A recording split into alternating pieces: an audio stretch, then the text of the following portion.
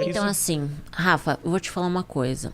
Se eu tivesse grana como eu conquistei, se eu tivesse como, por exemplo, eu dei pra igreja 2 milhões, tá? Em patrimônios e... Se eu tivesse essa grana aplicada, talvez hoje eu não estaria fazendo as escolhas que eu estou fazendo. Mas eu preciso trabalhar. Entende? Hoje eu sou contratada do Miss Bumbum como garota propaganda, é o meu trabalho. No início foi bem difícil, porque eu via pecado em botar um biquíni, usar um decote assim eu jamais usaria. Então, assim, foi muito difícil pra mim. Sabe, eu vivi 6 anos vivendo um fanatismo, sabe, que tudo era pecado, sabe? E aí você se deparar com uma situação assim, e agora? Eu preciso trabalhar, eu tenho filho pra sustentar, eu tenho contas pra pagar, sabe? Então é o meu trabalho. Eu tive que separar, dizer, não, esse é o meu trabalho, vou ter que vencer a mim mesma, os meus preconceitos. E comecei a tentar ver de outra maneira. Porque daí eu consegui entender uma coisa, Rafa. Que eu conheço pessoas religiosas que arrotam santidade e que traem os maridos. Entende?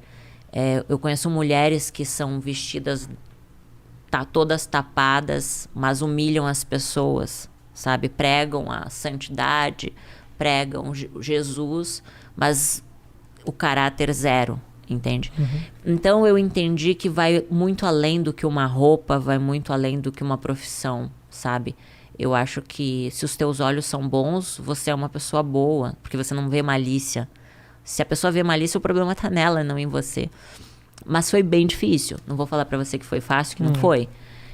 Sou muito atacada, sou muito julgada, porque as pessoas, elas querem encontrar um erro, um defeito. Então, muitos disseram assim, eu sabia que isso era uma mentira, que tu nunca tinha se convertido. Rafa, entre eu e Deus. Não tô preocupada se as pessoas acreditam ou não, se eu me converti ou não, entendeu? É eu e Deus, eu tenho contas pra pagar. Graças a Deus eu não tô na prostituição, entendeu? Que eu poderia estar, e seria uma escolha minha, entende? Não estou, graças a Deus, que Deus foi muito maravilhoso na minha vida, que colocou meu marido no meu caminho, porque com a raiva que eu tava, com a vontade de chutar o balde, assim, sabe? É porque eu sabia que existia um depois, Rafa. Eu sei que existe um depois, eu sei que Deus existe, eu sei que existe o campo espiritual, eu sei que tudo que eu plantar eu vou colher. Eu não queria plantar as mesmas sementes, entende? Agora é um processo muito louco, né? Você entra nisso para ser aceita, para que as pessoas te abracem, e agora você precisa entender que essas pessoas que não querem te abraçar, você é mais forte do que tudo isso. Ou seja, é uma loucura tudo, né? É uma loucura. Assim, foi bem difícil, Rafa, foi bem difícil. Você tem que assim. Desconsiderar a rejeição, que é algo que você fugiu a vida inteira, né?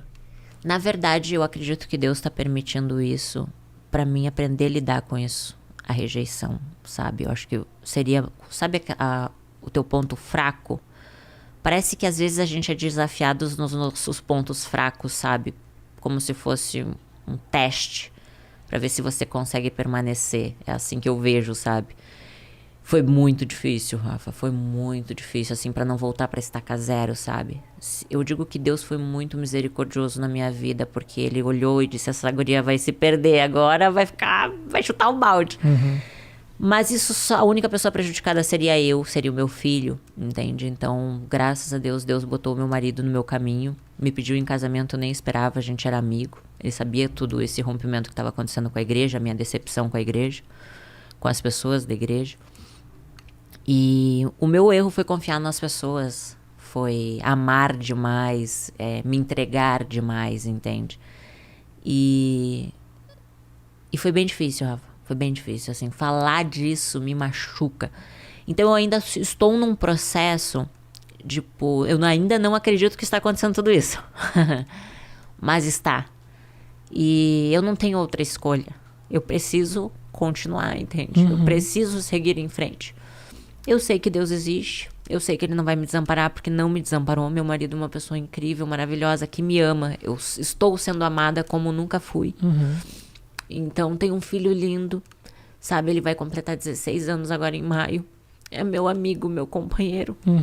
Ele entende sabe? todo esse processo? Entende tudo isso, porque quem sempre colocou comida dentro de casa fui eu, entende? Então, eu nunca pedi nada pro pai dele. Tentei reconstruir meu casamento quando eu tava na igreja, mas não deu. Fechou aquele ciclo, sabe? Então, assim, Rafa, meu filho, hoje, depois de 6 anos, ele tem uma nova mãe. Então, pra mim, isso que importa, sabe? A minha mãe tem uma outra filha, uma outra, sabe, Andressa. Aquela Andressa do passado, rancorosa, amarga, morreu.